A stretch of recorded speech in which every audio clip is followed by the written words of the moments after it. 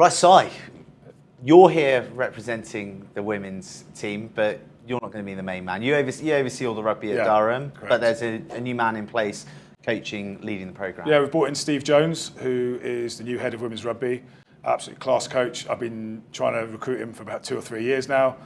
He'll bring a real strong sense of direction. It's going to give us some sustainability and some structure for 3-4 foreseeable years.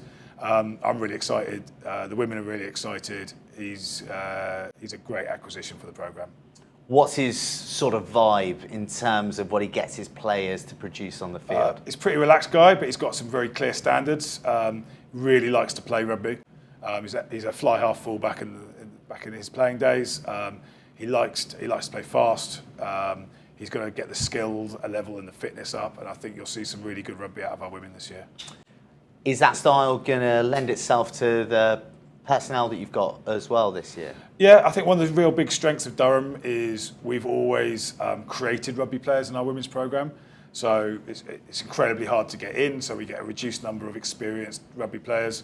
So our ability to transition players from other sports or to enthuse women who've not been exposed to rugby and then accelerate that development to join the higher end of the club has always been a real strength. So they'll learn on the job a little bit, and hopefully the direction that Steve is taking us in, that'll be the direction those women learn the game in. That is, I mean, it's awesome, but it's such a tough sandbox, to be learning in. You've got the likes of Exeter, the likes of Hartpury, top universities, but also backed by top professional clubs now as well. It's incredibly challenging for your players. Oh, it's really challenging.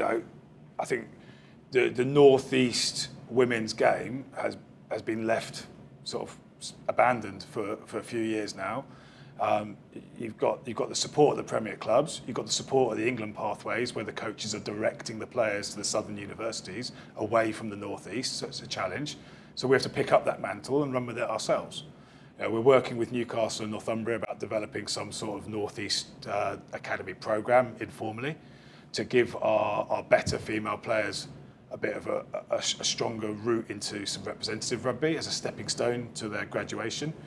But you go through the Prem squads and you go through the England Six Nations squad or the Scotland squad or the Irish squad, and you see a whole load of women who learnt to play rugby in the Northeast.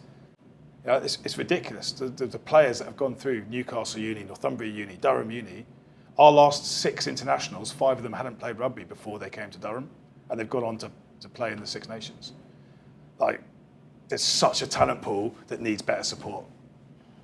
With that in mind, the kind of flux that the club have been in, it's been a bit of a journey, hasn't it? 3 years ago, league champions, and then the last couple of seasons, tougher times. So with all of that in mind, what's the ambition this year? I think the ambition is to continue off the momentum built at the end of last season. The 2 wins and a couple of close losses, to turn that around from the start of the season when they took some heavy defeats, they picked up some long-term injuries, they remoulded themselves and built a momentum. And I think it's just to feed that momentum, to see the young women buying into the process, turning up week after week, buying into training and improving. And I think you see those little improvements every training session, we'll start to see the improvements in the results. The results are somewhat out of our control, given how good some of the teams in the league are. Our aspiration is to keep closing that gap and build something that's sustainable over 3, 4, 5 years, where we're back to challenging week in, week out, no matter who the opposition. You were the inaugural winners of the Women's National League. Yep. But this year, it is now Super Rugby. It is Women's Buck Super Rugby. How big a step forward is that for you? Oh, it's brilliant. We weren't quite in the position for it to happen straight away, but now it's a really meaningful step that had to happen. It's going to raise the standards all round. I think in terms of brand awareness, it's a really big win. It's going to raise the quality of the officials that they receive, raise the quality of the minimum operating standards for the league. I think it just gives everything a larger air of professionalism. And again, it's another tick in the box of raising the profile of rugby as a sport within that university environment. Nice. I want to ask you about some of the players quickly. Who are the ballers? Who are the big personalities? I think our new club captain, Sophie, massive personality. She has literally taken the bull by the horns and taken on the job of remoulding the club and rebuilding it from scratch. Her work rate is outstanding. She's injured for the start of the season. Hopefully we get her back on the pitch towards the back end of the year. But already in a short time, she's had a massive impact, and I think we're really proud of the work that she's been putting in for the club. And who's doing the business on the field? I'm looking for a couple of people to pick up the mantle. I think there's a couple of exciting young back rowers we'd like to see. There's definitely some raw talent in the backs. I'm not going to name names until you name them. When you're here watching them score some tries on a hollow drift. How's that? It's a deal. See you at Hollow Drift. Brilliant.